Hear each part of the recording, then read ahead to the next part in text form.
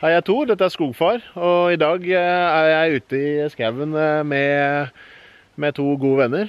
Der har vi Erik fra Ut i Naturskogen, og skal vi se, ja det var der ja, har vi Kjetil som er Timber on the Trail. Så i dag skal vi fyre bål og kanskje pilte litt. Få på deg støvla, vi tråkker ned noen mark. Tenner opp et bål med noe ved og litt bark. Trakter i skauen, 1 dag, 2 dager. Bli med på tur, ja, bli med hans skogfar. Hjertelig velkommen.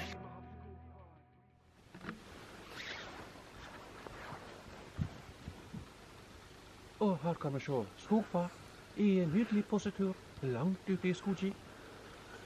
Mens han er årvåken og frisk i draget. Hva var greia med å kjøre dialekt på Ut i Naturskogen? Greia? Ja. Det var sånn det ble. Ja. Rett og slett. Det er ingen tanke bak det. Det er resultatet av en gal nordmann møter gal islending. Bruker for mye tid sammen. Og det oppstår sånne ting som det der. Ja, det er helt genialt. Jeg har snakket med flere som kom med sitater, så... Kjendis på et veldig rart plan. Ja. Det er nisjekanaler det her å drive med turgreier i Norge. Og spesielt en liten kjepphest. Siden vi er gutter, så er vi ikke så veldig interessante for media. Hvis du er jente og har vært ute 1 dag, da får du lov til å være med på God morgen Norge. Mens vi gutta, vi driter dem i. Bitter? Ja.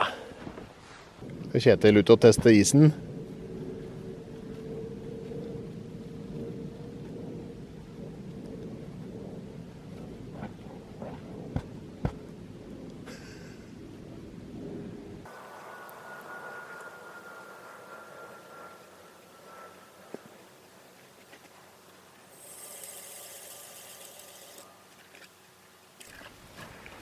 Hvordan Kjetil, hvordan er isen? Den er stålig is. Mhm. Den er nok, jeg vet ikke, så tjukk, Ja. langt ut på det. Ja. Jeg tror det holder. Ja. Triks er å... Man trenger ikke å gå lenger ut. Nei, fordi her er den grønne ut mot øya, Ja. og liksom langt der så går det djupere. Mhm. Hvis du prøver å fiske akkurat der det blir djupere. Der tror jeg skal fiske. Nice. Det er en sånn djup klupp bak øya der, men trenger ikke å rote borti der. Nei. Så det blir bra, da. Her er det masse obbor, men småobbor, da. Alt er jo gøy. Den isen er tynn. Ja, her er det jo sånn. Det er råk. Ja. Ja, han høl under.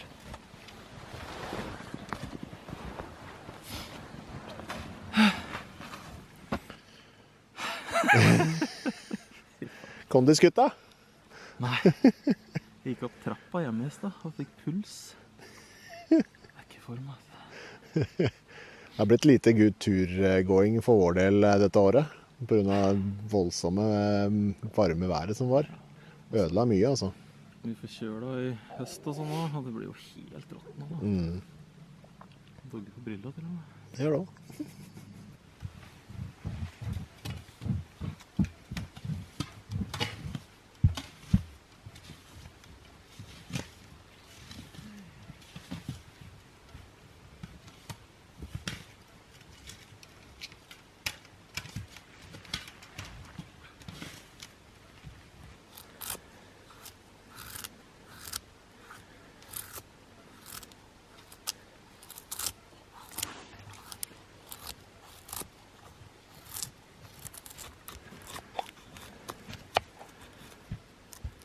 Da skal vi fyre. Monsen stil. Det var 1 dørstykk. Shit! Jeg har en episode om akkurat det da. Hva sier du skal vi ta det på? Tja. Dens. Vi vil jo ha en sånn. Oi. Ja, en vinkel. Nei, sånn, og så skal vi en til her, og så en oppå. Ja. Og så bål nede. Ah, Og så begynner så ikke der da. alt å brenne. Ikke der da. Ikke boll der. Mer sånn bål Derfra til der som Kjetil sitter. som er bål. Men da er det bål inni der, da. Ja, så hvis vi flytter denne her, Sånn.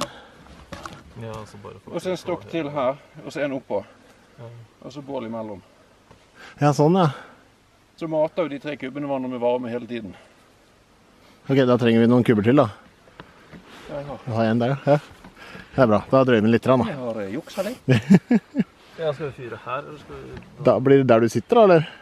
Ja, for det kommer en til stokk parallelt med denne. Ja. Og så må vi ha bål oppå. Ja, ja. Og så kommer siste stokken oppå der igjen. Sånn i teorien i hvert fall. Det var Logfire. Fått hengt opp køya. Benyttet meg av snøanker denne gangen her, da. Fant 2 trær lett tilgjengelig. Og har bare bindt meg fast i de. Så det er flott. Nei, det begynte å snø. Det var ikke meldt. Så da måtte gutta opp med tarp. Men Erik visste det, altså. Han hadde jo bare smelt opp og lo av oss mens vi skulle sove uten. Bergenser, vet du, vant til nedbør. Tar med meg over hele landet. Bare følte at i dag er det nedbør. Ja. Nå kommer regnet. Det var snø. Ja, for det er for kaldt her, vet du, til å være regn. Dette, at når dette hvite her, stort sett bergenser blir veldig redd. Ja. Hva er dette hvite for noe? Eller som, det kan sies...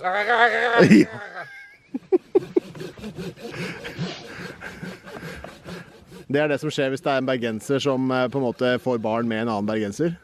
Da havner man inn i skarrehelvete. Og hvis du da kaller hun for en datter og kaller hun for Aurora. Ja.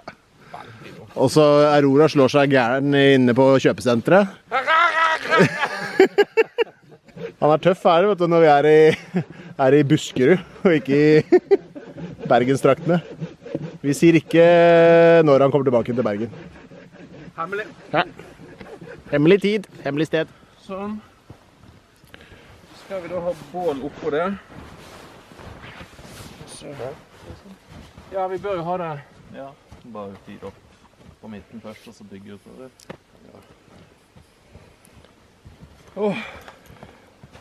Sunn og sprek ungdom. Ja. Ja, men vi er faktisk ute i skog og mark, da. Kontra mesteparten, som sitter nå og gnafler i seg prestekt ribbe og... Og hva har vi å spise på? Dry... Dette her. Litt bak. Det er ikke godt engang. Nei, nå går jeg hjem. Over vidda. Da fyrer vi opp med 1 fyrstikk. Og husk å legge resten av fyrstikesken inn i... Ja. Inni bålet. Ja. Bare helle på en parafin. Nå, knakk kjørstykken. Men tyre, ass. Det er som diesel, da. Lokal tyrived. Ja. Fra Tyristrand. Yes. Alt brenner så mye bedre her.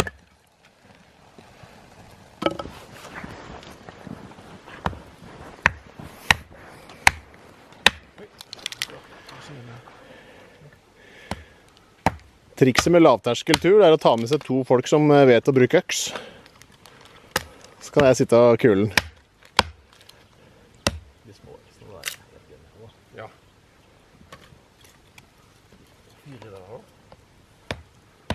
Kjølfløy da. Det da. Kan liksom spare på de tyrestumpene og sånn som er inne i buskene. Det brenner som hakka møkk. Brenner hakka møkk? Jeg vet ikke. Den er veldig tørr. Ja. Men må møkken være hakket? Ja. Ja, for hvis ikke så kan det bli tørre eller sånn våte klumper som ikke er hakka i midten. Altså det er... Ikke til tørre klumper. Ja. Det samme er at ting ikke henger på greip. Det også er jo møkk. Ja. For at møkka er for dårlig, så den henger ikke på greip. Da er det ikke vits å kjøpe den. Folk kommer til å se at du fyrte opp med en fyrstikken her. Den er dynka i diesel. Ja, for det brant ganske greit. Det er jo bare... som kalles tyrived. Med fatwood, som alle Ja, amerikanere. alle amerikanerne kaller det det. De må importere det nå. Ja. Du får jo kjøpt det på Gesport og sånt. Så. Men de er på en måte innsatt med Jeg lurer på om de bare er trykkimpregnert, det. Ja. Trykkimpregnert når du vokser eller et eller Ja. annet. Fett eller noe.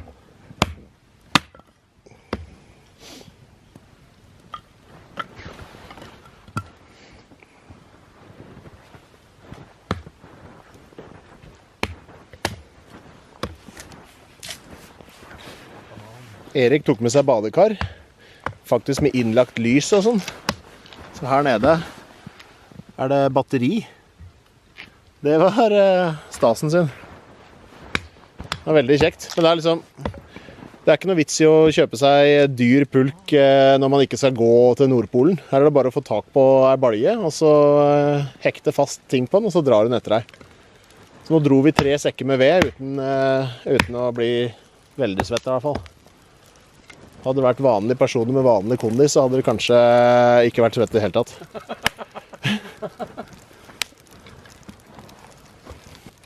Altså trikset her nå er at hele den der lengden skal brenne, og så legger man siste stokken opp på toppen der. Ja, vi er jo i Norge, og det er nå rett ved jul, så det vil si at sola er gått ned for lenge siden. Så det er alltid spennende å se hvor mye man klarer å få filmet før det er helt bekmørkt. Men det vi håper med nå da, det er at vi har laget et langt bål, og så har vi tent litt fakkelbokser, og så griller jeg litt kjøtt. Så det er trivelig. Det er jo den mørkeste tida av året nå i Norge. Noen steder i Norge så har man ikke sol i det hele tatt. I februar så begynner det å bli litt triveligere igjen. Nå blir det jo, for hver dag som går nå, så blir det jo dagene lenger og lenger. Men i februar så er det litt hyggelig. Mars da begynner det å bli nesten påsketemperaturer, og det er litt sol og trivelig. Så nei, vi får se hvordan denne dagen går. Nå har det allerede blitt ganske mørkt. ISO nå er bare på full guffe her da. Det ser ut som det er midt på dagen. Hva er det du holder på med her nå? Burning Sweets. Nydelig. Som chili challenge her. Jeg tør ikke å lese på den, jeg bare eter den. Jeg kjenner jeg lyst på den, jeg også. Ja. Ja, den begynner jo veldig koselig, den der da. Ja, det smaker styrker.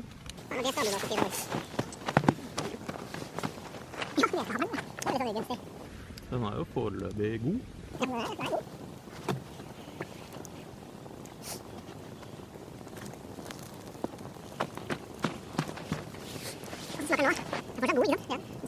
Begynner å bli sterkt. Ja.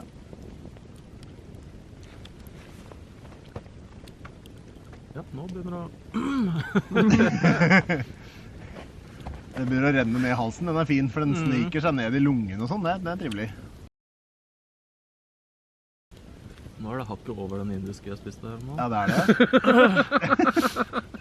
Ja, for jeg begynte å svette ut av øynene. Jeg kødder du, eller? Nei, det er sant. Jeg griner ikke, men det kommer fuktighet ut av øya. Så det er bare å... Det er ullnørtøy her må vi henge opp etterpå. Ja, nå det er kanskje noe av det sterkere jeg har spist. Ja, for det er bare sånn liten drops.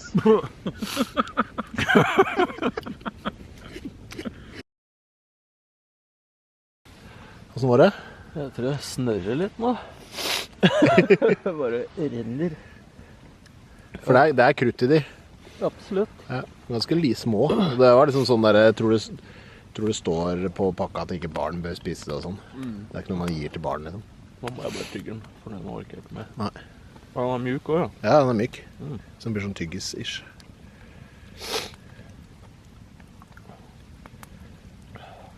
Det ble ikke så mye verre ennå, i hvert fall.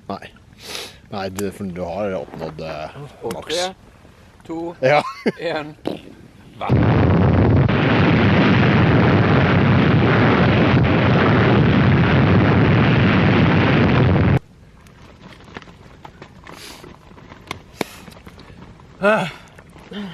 Vi flyttet disse stokkene litt nærmere hverandre. Det hjalp jo på litt. Så har vi juksa litt da, med å putte noen ekstra kubber utenpå. Vi har jo juksa litt. Ja. Hører du sette meg over til skole-TV? Nå er klokka 5. Og da er det bekmørkt. Vi trodde klokka var 9-10. Ja, jeg har allerede gått og lagt meg, jeg. Ja. Fikk beskjed om at det var vel litt tidlig. Og så sto jeg opp igjen. Så nå er Kjetil ute og fisker igjen. Så den litt... vi har det lyset til høyre der, det er vår gravlykt. Og så er det lyset ute på isen der, det er Kjetil.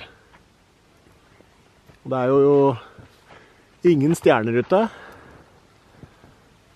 Det er overskya. Så, ja. Nei, verden blir mindre. Så vi har satt opp sånne fakkelbokser da. Litt her og der, så vi ser sånn noenlunde hvor området er. Så det blir begrenset filming fremover nå. Men hvis det ikke skjer noe, så ses vi i morgen. Ja, klokka er 9. Vi er kommet oss opp. Begynt å fyre bål. Kjetil merka chilien i natt. Tok en sånn spraylakkering av Guds frie natur. Så det var fint. Han trodde han var syk, men så endte det opp bare med å drite på seg. Så det er fint. Nå skal vi båle. Valgeneflaska mi er helt stytæla. Så saft, det skal jeg ikke få. Men koke litt vann og så få oss litt mat. Det er bra. Jeg har vært litt kald på beina i natt, ellers har det vært veldig bra. Jeg er veldig fornøyd med løsningen jeg hadde på teltet mitt.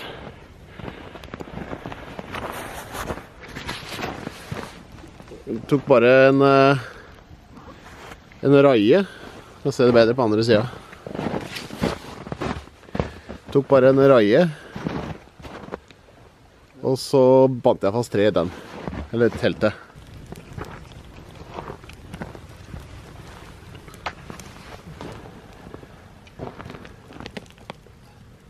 Pretty boil.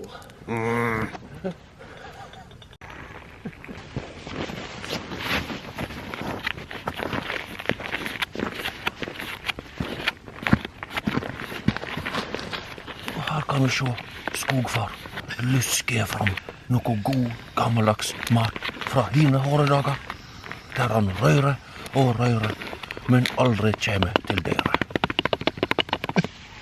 Hjertelig velkommen.